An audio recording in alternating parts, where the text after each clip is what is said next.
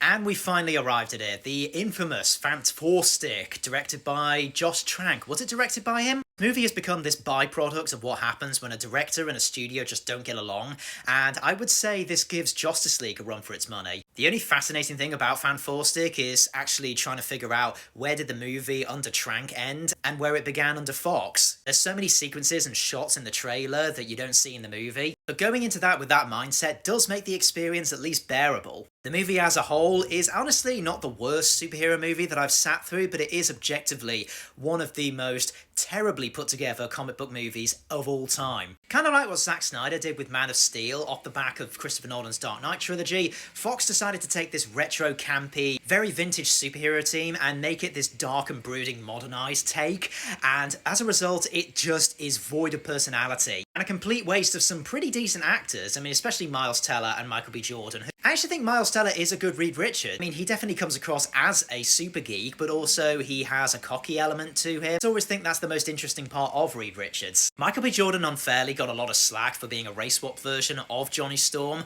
but I actually think that could have been an interesting idea. Sue being adopted, his father's paying more attention to her than he is him, but this movie is just so devoid of character dynamics and chemistry between them that it literally is not touched on. But yeah, Michael B. Jordan himself, he makes for a pretty fine Human Torch, but I feel like he could have been a better thing, at least better than Jamie Bell was. I don't know, I just feel like Jamie Bell was completely miscast. He's too short for the role. He's skinnier than Miles Teller as well. You're not telling me that he's the tough man of the group when the supposed geek is actually more imposing than he is. But yeah, and Doctor Doom, as if his reputation in cinema couldn't be even worse, they made him this absolutely deformed sex doll. Seriously, Hollywood, how is it so hard to get this guy right? And like I said, FANT4STIC is absolutely devoid of any personality, from the costumes to the oppressive, colour-tinted, shadowy cinematography that even Batman and the Punisher would scoff at and say, hey, that's too dark for us. And once again, Marvel's first family, they're not superheroes. They just spend a lot of the time moping around in a dark lab and just never really allowed to go outside. So this poster is false advertisement because there's no shots of them